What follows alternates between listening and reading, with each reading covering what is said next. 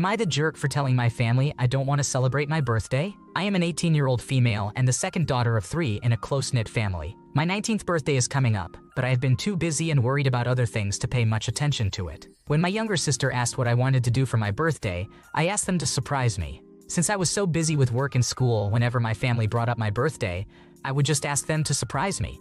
Fast forward to this week, my birthday week, my family was discussing ideas for my birthday on the couch with me. They asked me what I wanted to do, and this time I suggested going to an escape room. I had done this before with classmates, but thought it would be better with family. After I mentioned this, my oldest sister, who is 23 years old, said that she didn't like the idea and asked if she could sit outside in the car while we did the escape room. Then she brought up the price, which was $35 per person. When my mom heard the price, she said it was too expensive. After the input from my family, I decided that I didn't want to do it anymore. My youngest sister brought up the idea of a road trip, which I liked. Someone mentioned going to a college, which I thought would be a bit boring. My oldest sister then asked about going to Six Flags. I said no because I don't like roller coasters and thought it would be expensive. My little sister searched up the price, which was $58 per person, and my mom said that's not a bad price, and then asked if I wanted to go. I said no, and my mom started to ask why I was mad, saying that they were trying to be nice and plan something for my birthday. After that, I just said I didn't want to do anything for my birthday. My mom suggested we talk about it tomorrow and said I was probably just tired and irritated from work. After that conversation, I have made up my mind that I would rather not do anything for my birthday and would prefer to take the money that was supposed to be spent. I don't know how to tell my mom that I seriously don't want to do anything without her thinking I'm being selfish. Why was your mom okay with $58 per person, but not $35? It sounds like they're just trying to sway you into doing something they want over what you want. Regardless, it's your birthday, and it's not selfish to not want to do anything for it. Maybe the Six Flags idea was fine because it could be an all-day event, but still, in my opinion, you've done nothing wrong here. Am I the jerk for wanting my partner to visit me and my brother while his best friend's wife was having their first baby? I, a 39-year-old female, have been with my long-distance partner, a 43-year-old male, for 3 years. We are a 3-hour drive apart and have no option of living closer for at least another 2 years. The time we do have together is precious. My brother is due to visit from overseas with his wife and children. He visits about every 5 years and has not met my partner. The trip has been planned for over 6 months, and they will only be here for 5 days before traveling on. When they confirmed their visit, I asked my other half if he would be able to arrange to visit for a few days to meet my brother and possibly book a few days off work. He agreed and said he would book the time off. He forgot to book the time off, and to be fair, I forgot to follow up. About 2 months ago, I asked him again. He then looked at the date and realized that the 5 days my brother was visiting now clashed with his best friend's wife being due for a planned C-section. He then said he would not come because he wanted to be close in case he was needed during the birth. I expressed that, in my opinion, this was unnecessary. Having had 2 babies myself, I said I could not imagine a role that the father's best friend needed to play until after the baby had arrived and been brought home. He disagreed and refused to discuss it. He did not acknowledge that he had previously agreed to visit with me and described that weekend as always off the cards. I was really hurt, but did not push it. I clarified that his friend had not asked him to be available. It is a commitment he has taken upon himself. Later, plans developed more, and it became clear that my estranged sister, with whom I have had no contact for 18 months, was also going to be there. This made me very anxious, and I wished even more that my partner could be there. Am I being unreasonable to think there could have at least been a discussion? To just blanketly say he cannot come to even one of the 5 days seems unfair. I feel like I am being told very clearly that I do not matter. I have asked him for something important to me, and he has instead chosen to do something for a friend he has not even been asked to do. Frankly, it is not as normal or expected as he insists it is, or is it? I feel embarrassed that I have to tell my brother my partner is not coming to meet him and anxious about seeing my sister again without my partner's support. You haven't done anything wrong. He agreed to take the time off but now claims it was never an option, which is quite a convenient memory lapse. This clearly shows that his best friend is a priority over you. Only you can decide if you're okay with being with someone who holds you in such little regard. Am I the jerk for walking out of my church graduation ceremony? I just graduated a few weeks ago, and we did the normal school graduation.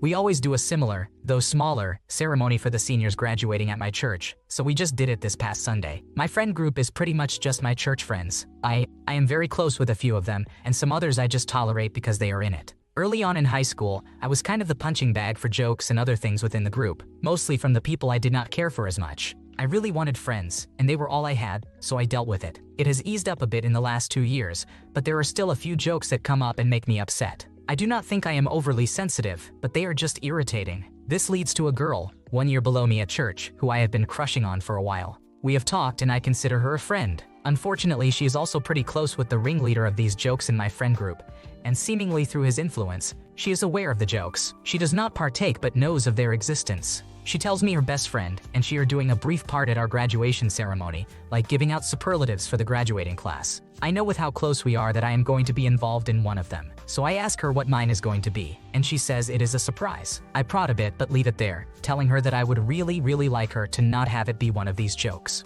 Come Sunday, we all walk in, our names on the board and all that. After a little talking, she and her friend go up and start doing their bit. They get to what I imagine is the last superlative, and it is straight up one of the jokes I asked her not to bring up. I could feel my face go red as she said it, and my friend started busting out laughing. I got up, walked out of the aisle like I was walking up, and turned to head for the door as she said my name. I walked out and went outside to my car. I got in, locked it, backed up, and saw another one of my friends walking out of the door, looking for me. I gave him the finger and left. My phone started blowing up, naturally, and I ignored them all. I told the only 2 friends in the group who I consider real friends that I am fine, and if they want to hang out, I am still available. I ignored the rest, including the girl who I am naturally no longer crushing on.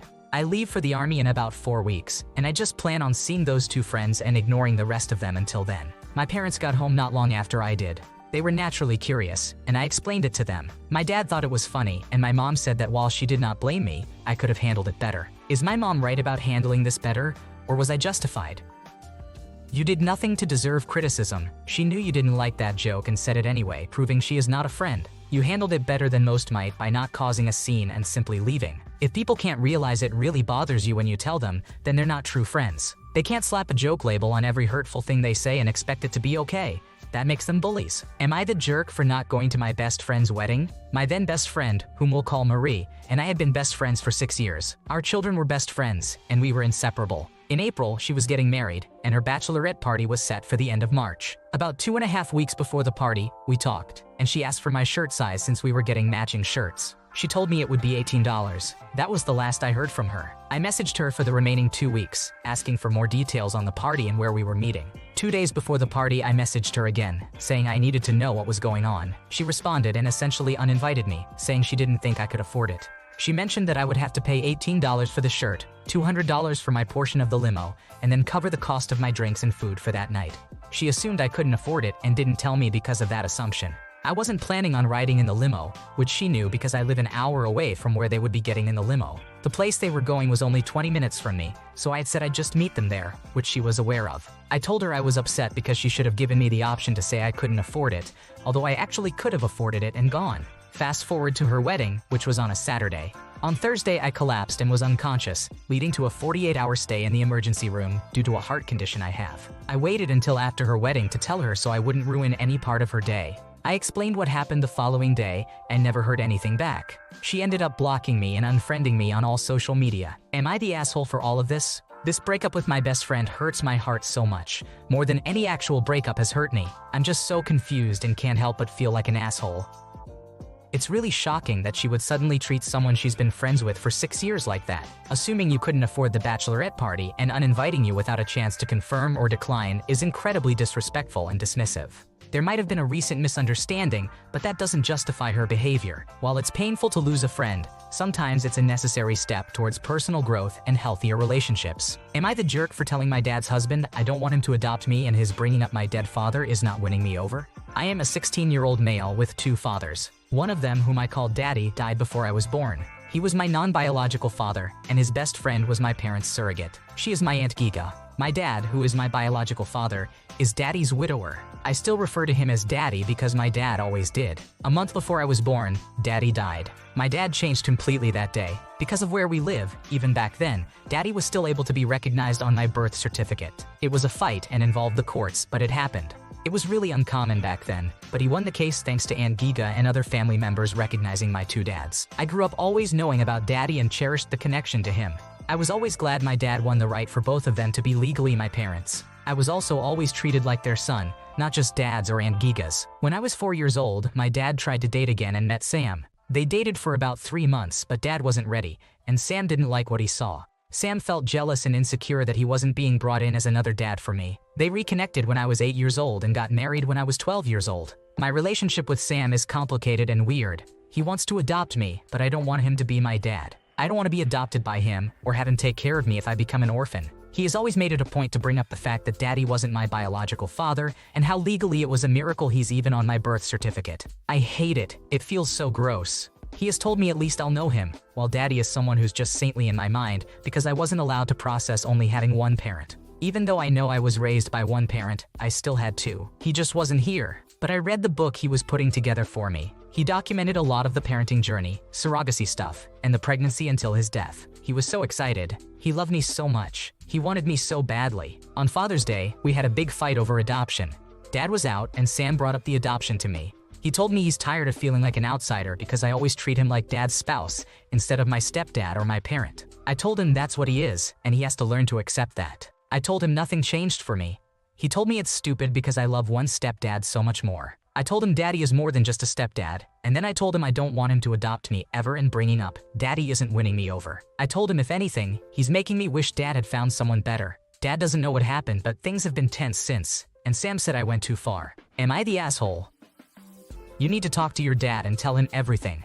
Sam has no right to try to erase your dad regardless of the circumstances. Make it clear that you don't want the adoption that Sam keeps bringing up and that his pressure is really affecting you. If Sam wants a good relationship with you, he needs to stop this, and your dad needs to be fully aware of what's happening. Am I the jerk for calling my sister-in-law annoying and telling them I'm tired of hearing their joke about me having a girl's name? My wife and I have been together since we were 19, and we are now 32. I met her family after we had been together for a year. Her sister-in-law was actually the first. The very first time we met, she blurted out that I have a girl's name, Sky, and then proceeded to laugh about it. My wife told her to shut up and stop laughing.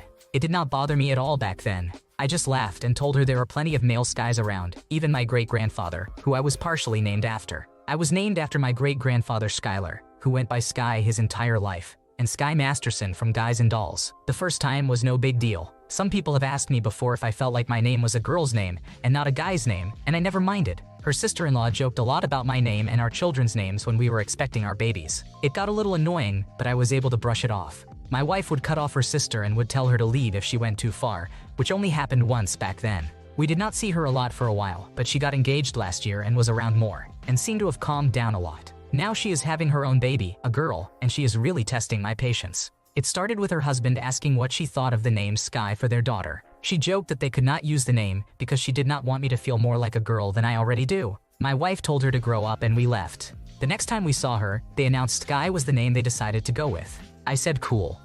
My sister-in-law said she was surprised I was okay with sharing my name with a girl. I told her that her daughter would not be the first, and I was not insecure in my masculinity and saw no problem with sharing the same name with girls or women. The next time we saw them, it was a joke about putting both Skys in pretty pink dresses when her daughter is born. We stayed out of her way for the rest of that visit. Then she joked that I had finally gotten embarrassed by my name and was using my middle name because one of my uncles, who always called me by my middle name, was visiting, and she heard him call me that. More stuff like that happened. On Saturday, we were back at my in-laws' house for my mother-in-law's birthday, and my sister-in-law was joking with some of my mother-in-law's siblings about my name. She tried to involve me by calling me over to tell her dumb jokes. It finally got to me, and I asked her if she had to be so annoying. I told her how tiring it is to always hear her dumb jokes, which are not even really jokes, but insults directed at me. She called me sensitive, and I told her she is the person who has not given up on my name in over a decade.